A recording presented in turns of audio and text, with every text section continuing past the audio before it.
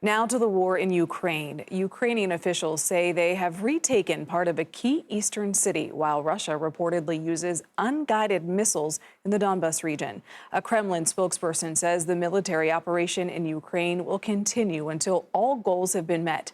CBS News foreign correspondent Imtiaz Tyab joins us now from Odesa, Ukraine.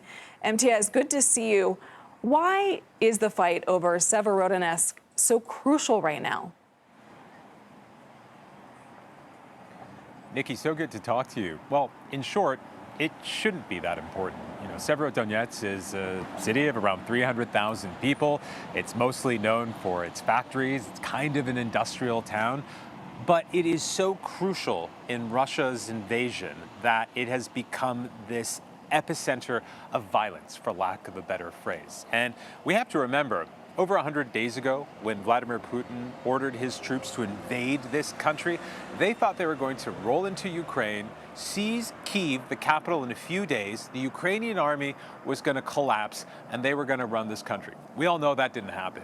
But what we've seen since is Vladimir Putin recalibrate his strategy and focus on the Donbas region. What is the Donbas region?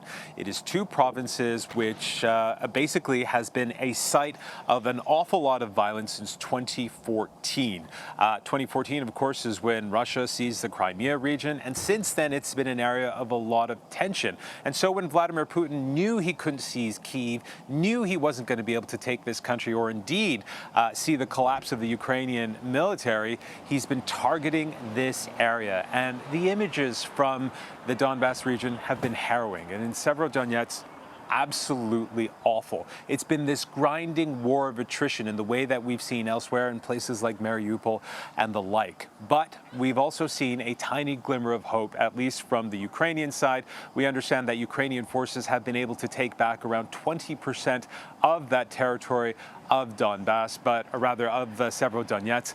But again, it is a grinding war. And for the people who are living there, life is just a misery. Nikki. It is unimaginable. Imtiaz, you've been to Ukraine now a few times covering Russia's invasion. What have you been seeing this time around? We got pretty close. We were in the Kherson region, which of course is an area which Russia occupies quite brutally. We've been talking to people inside the Kherson area about life under Russian occupation, and it is an area where they experience torture and disappearances, but it's also a front line.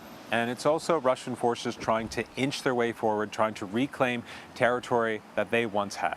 We visited one of those areas to meet up with Ukrainian forces, to get a look at what life was like for them on the front line when we came under very heavy shelling for a pretty sustained period of time. And it really just underscores what Ukrainian forces are facing as they battle this hugely more powerful enemy in the shape of Russia, that they face this extraordinary barrage of weaponry from this military might. And yet we see time and again this country repelling that and fighting against it and standing tall. But of course, many Ukrainian soldiers are losing their lives and indeed being injured. We also visited a hospital in Zaporizhzhia where basically we saw soldiers who were being operated on. And Ukraine doesn't necessarily always want to show that kind of image of their people being hurt, of receiving treatment in hospital.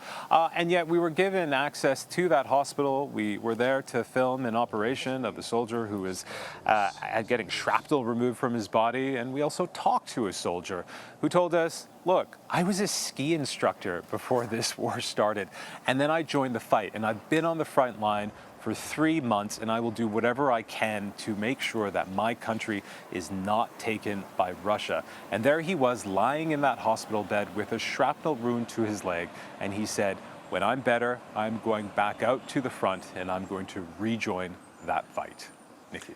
Such incredible reporting and your experience, a reminder of how dangerous our jobs are. And on behalf of all of your CBS News colleagues, we are so glad you and your crew are safe. Get home safely. Thanks, Imtiaz. Thank you, Nikki.